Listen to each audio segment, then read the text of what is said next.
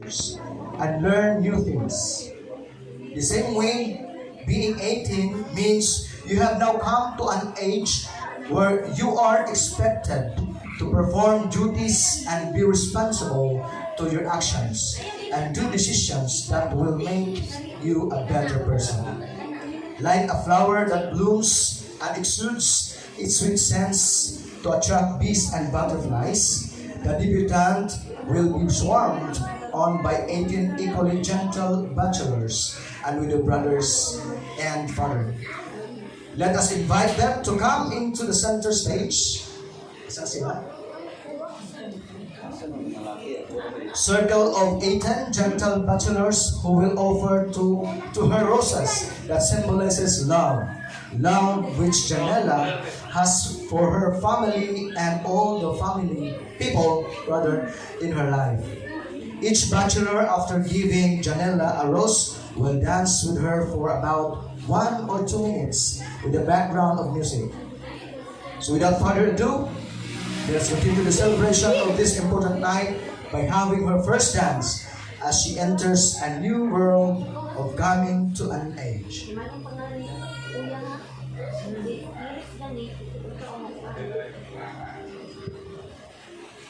Our first dance represents, the first rose represents the balance, which be given by her father, Jorlan Bunglo.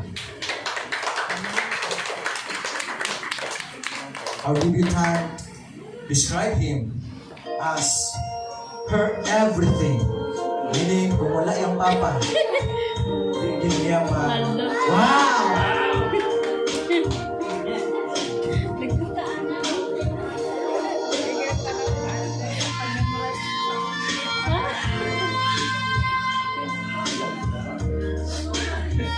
Away nilagay.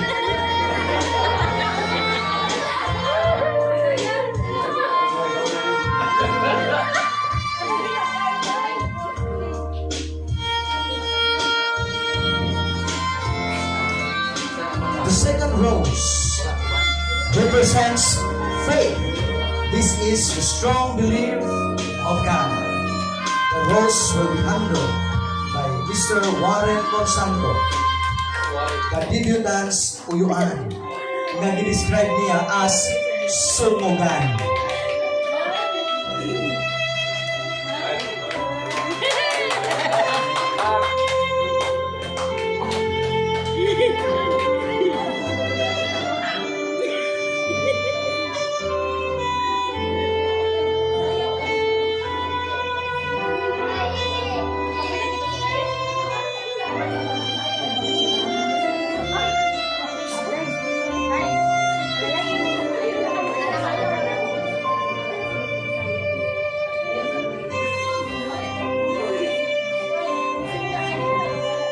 The third rose represents honor.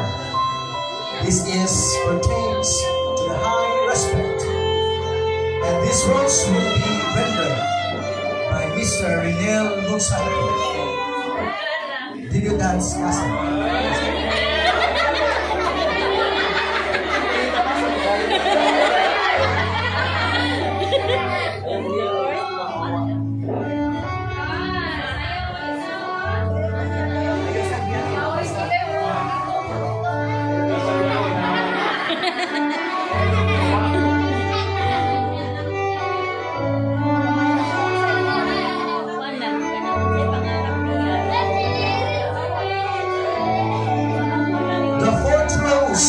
Represents devotion, the overwhelming affection to God. And this rose will be given by Mr. Eric Fuentes. Uyuan sa atong ceremony.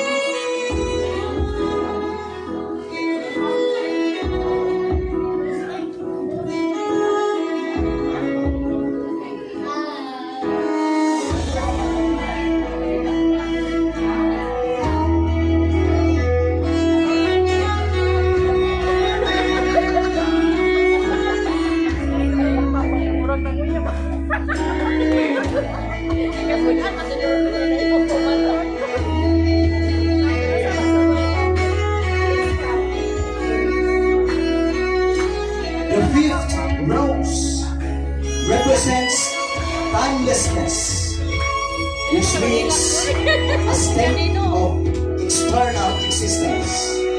And this rose will be given by Mr. Ed Matthew Bingo.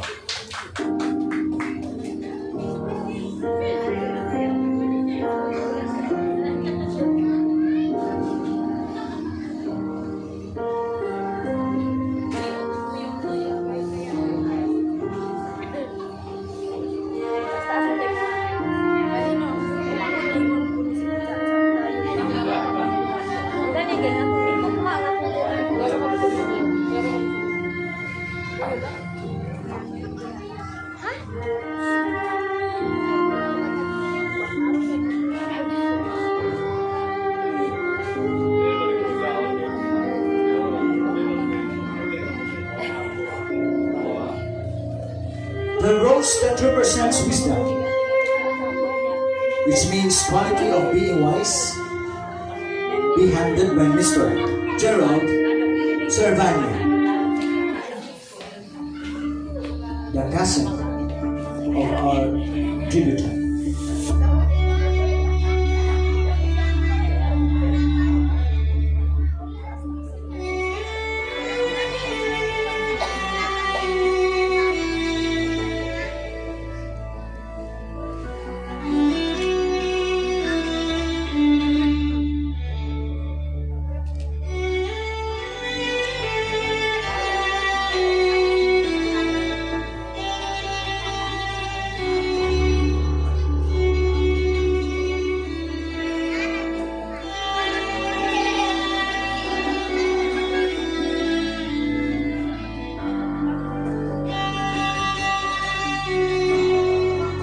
The seventh rose represents a renewal,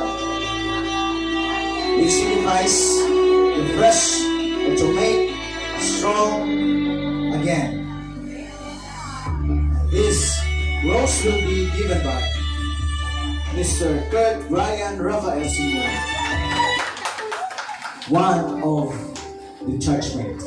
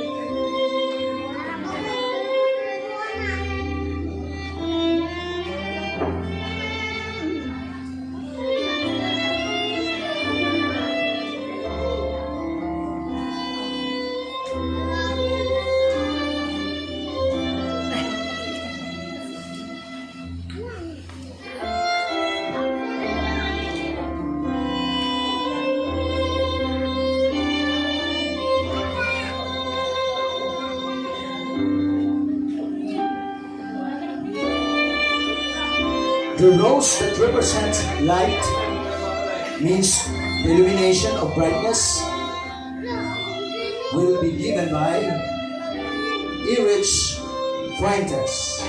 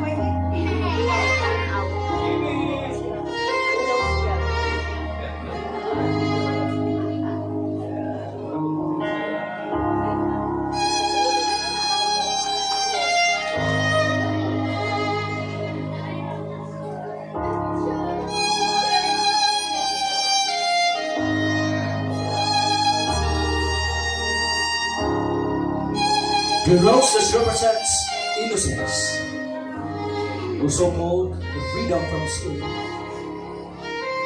will be danced by January Buktuyan, the debutant's friend, at the same time, close classmate.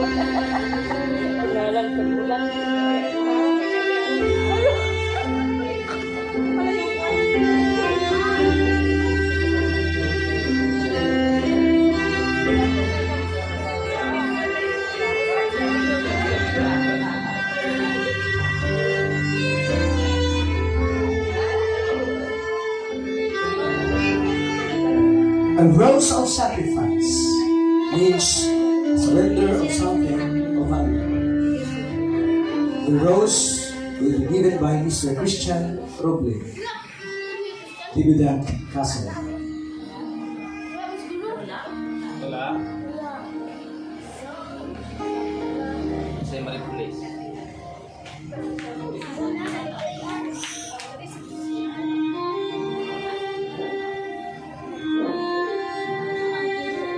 Tangguan na lang. Paano siya?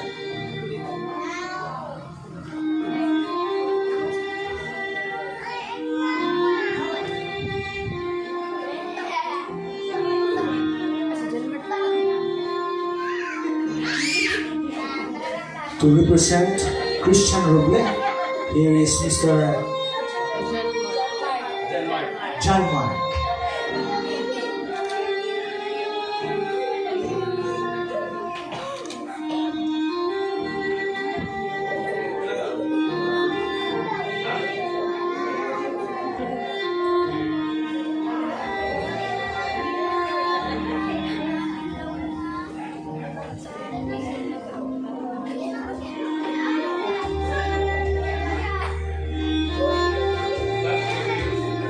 The next rose means health, refers to the condition of optimal well-being. And this rose will be handed by Mr. John Anthony Tagan, a friend and a classmate of the debutant.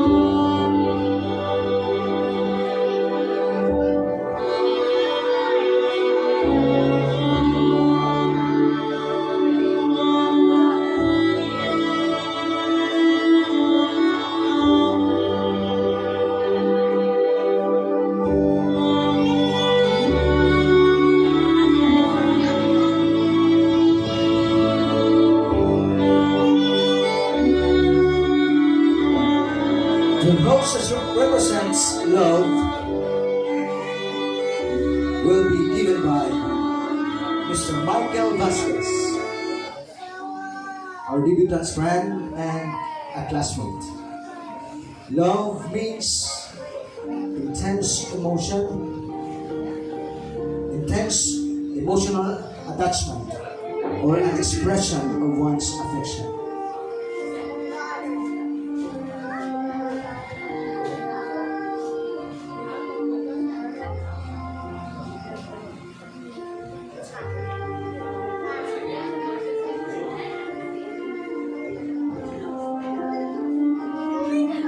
could replace the person of Michael Vasquez? May I call on the cute one, the Kubi Junior. Kubi Junior, Kubi Junior.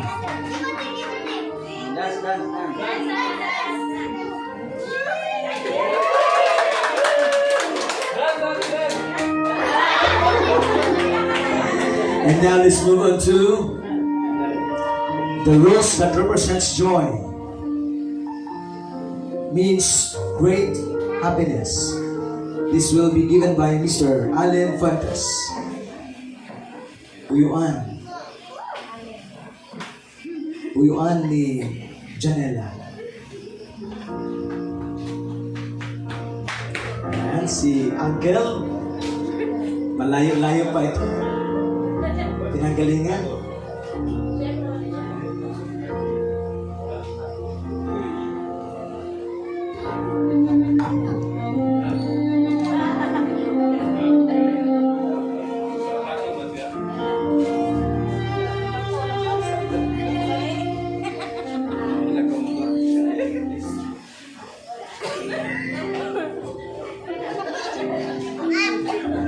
Okay.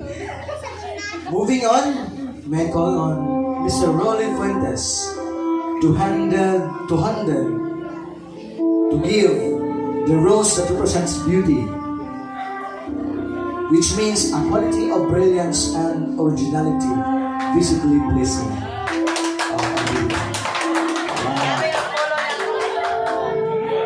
Ito si Kuya Rolly.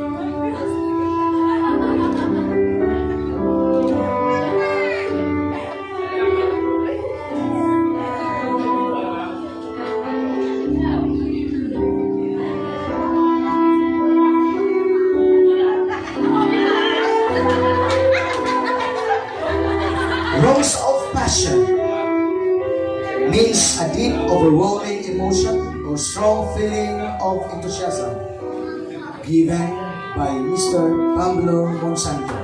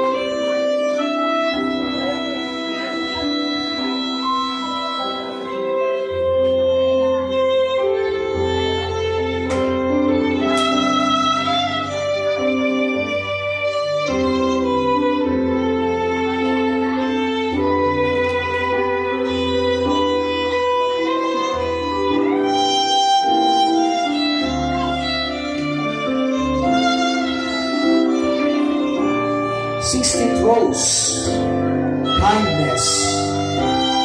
This is the quality of being generous and considerate. And this rose will be rendered by Mr. Joey Bungo, the brother and the driver of our debut time.